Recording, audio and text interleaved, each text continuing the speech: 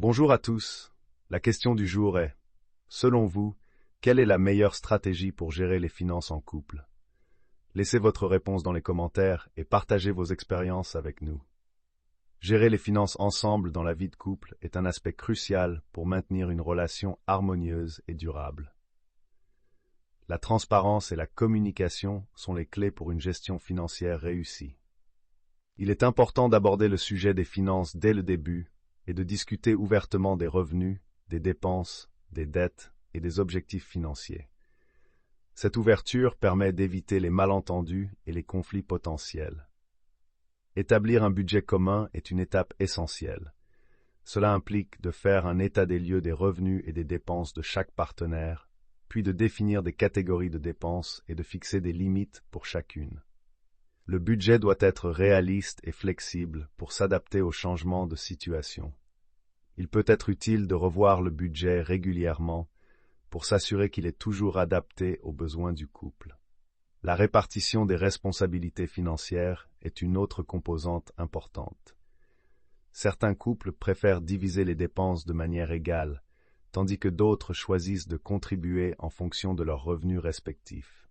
Quelle que soit la méthode choisie, il est crucial que les deux partenaires se sentent à l'aise et trouvent la répartition juste. Les comptes bancaires peuvent également être un sujet de discussion. Certains couples optent pour des comptes communs, d'autres préfèrent garder des comptes séparés, tandis que d'autres encore choisissent une combinaison des deux. L'important est de trouver une solution qui fonctionne pour les deux partenaires et qui facilite la gestion des finances communes. Les objectifs financiers communs peuvent renforcer la cohésion du couple. Discuter et planifier ensemble des projets comme l'achat d'une maison, les voyages ou la constitution d'une épargne pour la retraite permet de travailler vers des buts partagés et de rester motivé. La création d'un fonds d'urgence est également une bonne pratique. Ce fonds permet de faire face aux imprévus sans mettre en péril les finances du couple.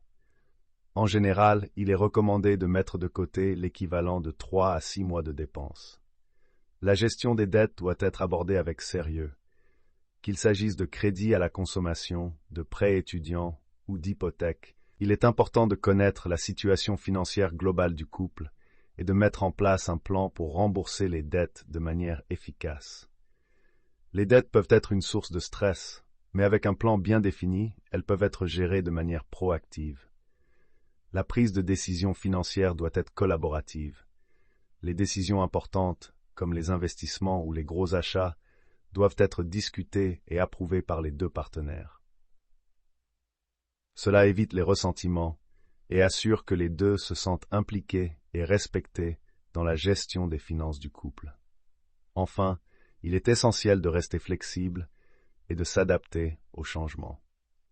La vie est pleine de surprises et les situations financières peuvent évoluer, qu'il s'agisse de changements de carrière, de la naissance d'un enfant ou de toute autre circonstance. Il est important de revoir et d'ajuster les plans financiers en conséquence. Gérer les finances ensemble dans la vie de couple demande de la communication, de la transparence, de la planification et de la collaboration. En abordant les finances de manière proactive et en travaillant ensemble vers des objectifs communs, les couples peuvent renforcer leurs relations et assurer une stabilité financière à long terme.